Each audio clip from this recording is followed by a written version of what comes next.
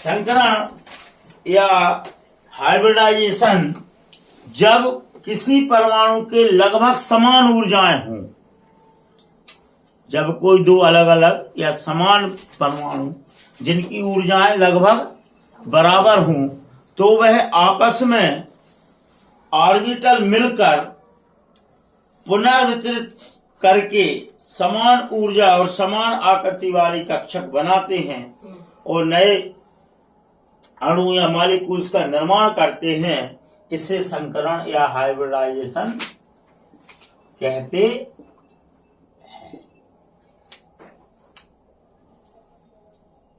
समान एटम के तो समान ऊर्जा होगी, लेकिन असमान एटम में अगर ऊर्जा का अंतर ज्यादा है तो वह मॉलिक्यूल्स का निर्माण नहीं करेंगे। लेकिन लगभग समान हो तो वह आपस में इलेक्ट्रॉनों का और ऑर्बिटलों का पुनर्विन्यास करके आपस में संकृत होकर और नए मॉलिक्यूल्स का निर्माण करते हैं, जिसे संकरण या हाइब्रिडाइजेशन कहते हैं। हाइब्रिडाइजेशन कितने प्रकार के हैं? तो सबसे पहला है S और P। तो पहले तो आप समझें कि S की आकृति इस प्रकार होती है, P की आकृति इस प्रकार होती है, X Y Z या X Z Y, और D की आकृति इस प्रकार होती है। यहाँ 3 ऑर्बिट होते हैं, यहाँ 5 ऑर्बिट होते हैं, यहाँ 1 ऑर्बिट होता है, और F में 7 ऑर्बिट होती है। तो sp संकरण या sp हाइब्रिडाइजेशन वह संकरण कहलाता है जिसमें मॉलिक्यूल्स बनाने के लिए एक S का और एक P का, और वो भी कौन सा P? X का। कक्षा आपस में इलेक्ट्रॉनों का साझा करके मॉलिक्यूल्स का निर्माण करे, उसे sp संकरण कहते हैं। एक S का और एक P का। जैसे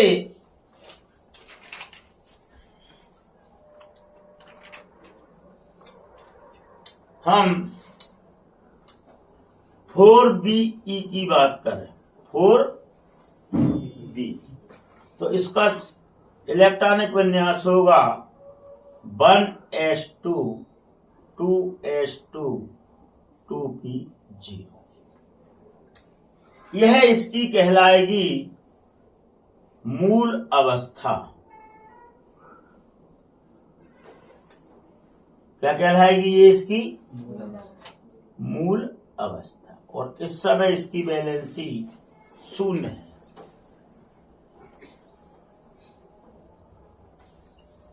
इसे ग्राउंड स्टेट या मूल अवस्था कहते हैं। अंतिम कक्षा वैलेंसी सेल कहलाएगी, जी वाली 2 वाली। और वैलेंसी सेल में उपस्थित इलेक्ट्रॉन वैलेंसी इलेक्ट्रॉन कहलाएंगे। तो यह अतिरिक्त ऊर्जा प्राप्त करके ये इलेक्ट्रॉन पहुंच जाएगा px में। कहां पहुंच जाएगा? px। और जब px में पहुंचेगा तो इसकी एक्साइड स्टेज कहलाएगी, ये एक्स्ट्रा उत्तेजित अवस्था। और उत्तेजित अवस्था में ये बॉन्ड बनाने में निर्माण या भाग नहीं लेता, अंतिम कक्षा लेती है, जिसे वैलेंसी सेल कहते हैं। तो इस समय यह इलेक्ट्रॉन कहां पहुंच जाएगा? यहां। तो इसकी वैलेंसी कितनी हो जाएगी? 2। अब क्लोरीन की वैलेंसी एटॉमिक नंबर 17 है, वैलेंसी 1 है, क्योंकि इसका इलेक्ट्रॉनिक विन्यास है अंतिम कक्षा का 3s2 3p5। तो इसकी अंतिम कक्षा में एक इलेक्ट्रॉन ये खाली रहेगा। ये खाली इलेक्ट्रॉन इसके साथ Cl और इस प्रकार बॉन्डिंग कर लेगा। इसका चिन्ह भी वैसे लगाना है हमको इसी प्रकार, लेकिन ये माने कि पहला इलेक्ट्रॉन जो है ऐसे वाले वो किसके हैं, Be के, और दूसरे वाले Cl के। और इस प्रकार sp संकरण में BeCl2 मॉलिक्यूल्स का निर्माण हो जाएगा। बात समझ में आ जा रही कि नहीं? वह संकरण, वह हाइब्रिडाइजेशन जिसमें एक S का और एक P का बॉन्ड बनाने में और मॉलिक्यूल्स निर्माण करने में भाग ले, उसे sp संकरण कहते हैं। जिस प्रकार B का इलेक्ट्रॉनिक विन्यास ये है, यह ग्राउंड स्टेज है, मूल अवस्था। ये कौन सी हो गई, एक्साइट या उत्तेजित अवस्था। यहां वैलेंसी 2 हो गई। अब क्लोरीन दूसरा एटम समान ऊर्जा कक्षा वाला अनपेयर्ड इलेक्ट्रॉन इसके साथ साझा करके BeCl2 का निर्माण करती है और इसे sp संकरण कहते हैं। और इसका आकार BeCl और Cl रेखीय संरचना या लीनियर स्ट्रक्चर बनाती है और इनके बीच बॉन्ड कोण 180 का बनता है। तो आप इस संकरण में व्याख्या कितनी करनी है पहले समझो। संकरण की परिभाषा, एक एग्जाम्पल में उसका इलेक्ट्रॉनिक विन्यास में ग्राउंड स्टेज और फिर एक्साइड स्टेज, फिर दूसरे मॉलिक्यूल्स की वैलेंसी इसके साथ साझा करेंगे, साझा करके फिर उसका स्ट्रक्चर बताएंगे कि रेखीय है या कोणीय है या पिरामिड है, त्रिशंकु है या चतुष्फलकी है, और उनके बीच बनने वाले बंद कोण के बारे में लिखेंगे। अब दूसरे प्रकार का संकरण कहलाएगा sp2 संकरण। कौन सा? sp2 संकरण। अब sp2 संकरण में यहां अपन बोरान ले लें B, तो जी क्या हो जाएगा 5, और यहां हो जाएगा P1 और ग्राउंड स्टेज इसकी A हो जाएगा, और S साइड स्टेज ये बॉन्ड कहां पहुंच जाएगा, ठीक। अब परिभाषा फिर चालू कर दो।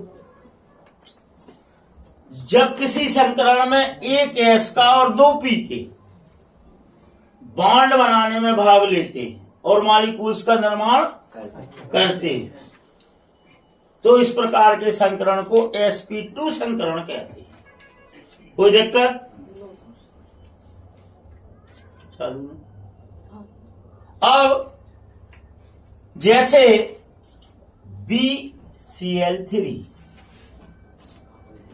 एग्जाम्पल, फिर यहां पर इलेक्ट्रॉनिक विन्यास लिख दो, एक S का और 2 P के, 1s2 2s2 2p1 ground stage में 2 इसके इलेक्ट्रॉन, 2 2s2 के और 1 P का।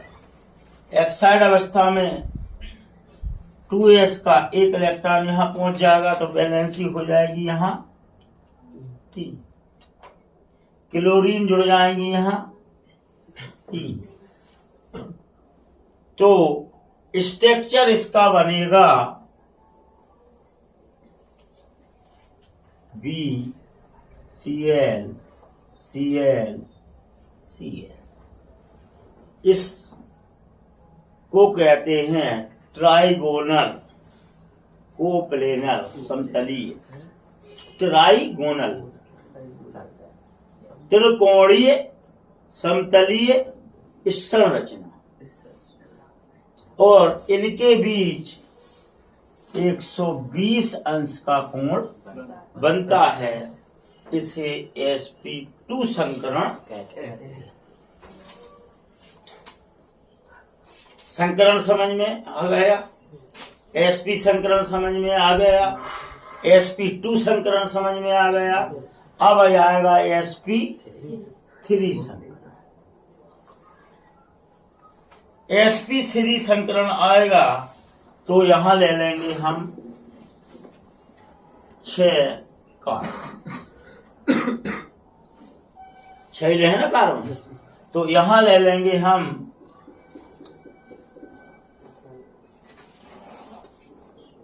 2, दो यहां 2 यहां 2 यहां, और ग्राउंड स्टेज में ये आ जाएगी स्थिति। यहां वैलेंसी कहलाएगी कितनी? 2। एक्साइड अवस्था में यह बॉन्ड कहां पहुंच जाएगा? यहां।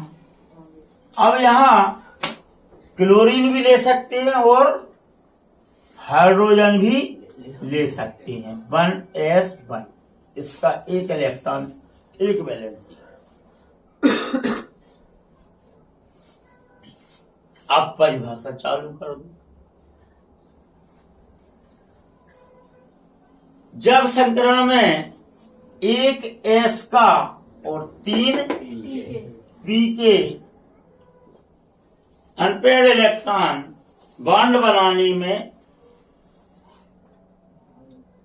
भाग लेते हैं और मॉलिक्यूल्स का निर्माण करते हैं, तो इस प्रकार के संकरण को sp3 संकरण कहते हैं। इसमें बन जाएगा CH4।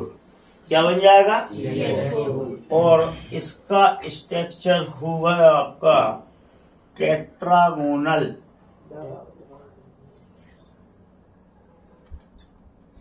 चतुष्फलकीय। कौन सा? चतुष्फलकीय ज्यामिति। और बॉन्ड एंगल होगा इसका 109.28 मिनट, 109 डिग्री 28 मिनट का बंद कोण का निर्माण होगा। अब अगला संकरण कहलाएगा sp3d1। अब sp3d1 कहलाएगा तो यहां ले लेंगे हम फास्फोरस। क्या ले लेंगे? उसका 5 रहेगा, नहीं 15 फास्फोरस का। 1s2, 2s2, 2p6 और 3 s2 और 3s2 के बाद में अंतिम कक्षा में 3p3। तो इसका इलेक्ट्रॉनिक विन्यास शुरू से ना लिख के हम अंतिम कक्षा लिखा जा रहा है, यहाँ 3 हो जाएगा। तो इसकी वैलेंसी कहलाएगी 3। एक्साइड अवस्था में यह इलेक्ट्रॉन कहां पहुंच जाएगा? डी में। अभी 3d खाली है पूरी, 1 2 3 4 5। 3d क्या है? खाली। 3s2, 3p3, 3d 0। तो ये अवस्था में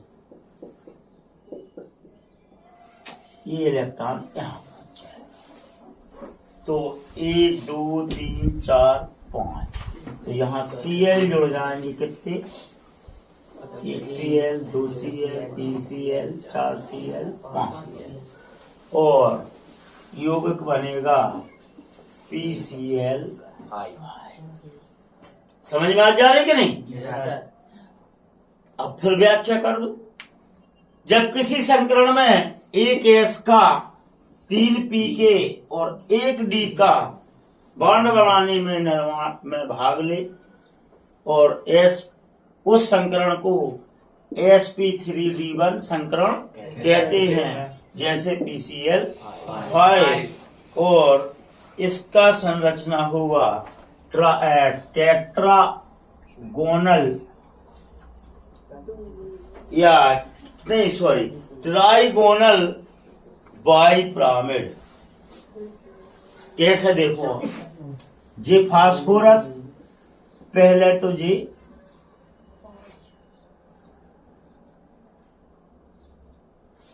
थ्री शंकुई बनेगा Cl Cl Cl, तो ये हो जाएगा त्रिफलकी या ट्राइगोनल। दो रह गए, एक चला जाएगा ऊपर, एक चला जाएगा नीचे, तो ये द्वि पिरामिड बन जाएगा। इस टाइप का पिरामिड बन जाएगा और इनमें बंद कोण 90 और 120 का बनेगा। पिरामिड वाला 90, ये 90 का और ये 3 वाले 120 के कोण बनेंगे। ऊपर और एक साइड में जाएगा तो ये तो हो जाएगा 90 अंश का कोण, ये वाला, और ये हो जाएंगे 120 अंश के कोण। मतलब दो प्रकार के कोण बनेंगे। स्ट्रक्चर कहलाएगी ट्राइगोनल बाइपिरामिड। अब sp3d2 संकरण, फिर वही व्याख्या कर दो। एक S का 3 pK और 2 D के बॉन्ड बनाने में भाग लेते हैं, तो इस प्रकार के संकरण को sp3 संकरण कहते हैं, जैसे sp3d2 संकरण कहते हैं। जैसे यहाँ ले लो सल्फर, तो यहाँ आ जाएगा 4 और यहाँ सल्फर और यहाँ ले लो फ्लोरीन, और फ्लोरीन की वैलेंसी कितनी होती है? 1। तो यहाँ ये D1 था, तो 1 2 3 4 और एक साइड अवस्था में ये पहुंच जाएंगे 6। कितने पहुंच जाएंगे? 6। 1F 2F 3F 4F 5F और ये 6 और बन जाएगा SF6। और इस प्रकार की संरचना कहलाएगी टेट्रा चतुष्फलकीय द्विपिरामिड, टेट्रागोनल द्विपिरामिड। तो कैसे? एक तो ये 4 ही बन गए, F F F F, और एक चला जाएगा ऊपर और एक चला जाएगा नीचे। इस प्रकार ये है टेट्रागोनल। तो इसमें भी 90 अंश का कोण बनेगा और एक बने 72 अंश, जो वालो 72 अंश को बने और जो बने 90 अंश को, जो 90 को, और जो हो गए हैं फिर कितने 4 भागों में कट गए, जो थोड़े तिरछे रहे हैं, तो क्या कैसे रहे 72 अंश का कोण। अगला कौन सा रहेगा? sp3d3 संकरण, और यहाँ लेंगे हम एग्जाम्पल जियान का। क्या लेंगे? जियान का। और जियान के में इलेक्ट्रॉनिक विन्यास होगा आपका 5s2 5p4 5p4 नहीं 5p5 आएगा जी, यहाँ रखा जाए। अब 1 2 3 इलेक्ट्रॉन यहाँ पहुंच जाएंगे। तो ये आपके एक 7 रहने चाहिए यार। एक, हाँ सही तो है। 4 ये 1 2 3 4 और ये 1 2 3 पहुंच जाएंगे इस साइड, ये पहुंच गए। तो जब एक S का 3 P के 3 D के आपस में बॉन्डिंग करके जियान F7 या I7, I को लेंगे यहाँ अपन, जियान की जगह का ले लेंगे IF7 इंटर हेलोजन मॉलिक्यूल्स का निर्माण कर लेते हैं और इस प्रकार I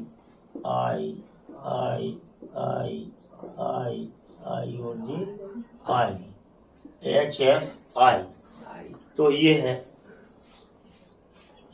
4 की जगह कितने पंजे हैं यहाँ? I 5 पेंटागोनल, पेंटागोनल 1 2 3 4 और जी यहाँ तक हो 5 और एक ऊपर और एक 5 और 2 बंद कोण वही 90 और 72 अंश का बनेगा और इस प्रकार sp3 संकरण बन जाएगा। और इस प्रकार संकरण आपके यहीं तक हैं समाप्त। तो संकरण क्या है? जब दो अलग अलग मॉलिक्यूल्स के समान ऑर्बिटल जिनकी ऊर्जाएं समान हों आपस में बॉन्डिंग करके हाइब्रिडाइजेशन करके अणु का निर्माण करते हैं, इसे संकरण कहते हैं। संकरण निम्न प्रकार के होते हैं: sp संकरण, sp2 संकरण, sp3 संकरण, sp3d1 संकरण, sp3d2 संकरण, sp3d3 संकरण। सबकी परिभाषा लिख दो, मूल अवस्था लिख दो और एक साइड अवस्था लिख दो, बॉन्डिंग बना दो, शेयरिंग कर दो और स्ट्रक्चर बना दो और बंध कोण लिख दो। इस प्रकार हम सभी संकरणों का वर्णन कर सकते हैं। राधे राधे, जय।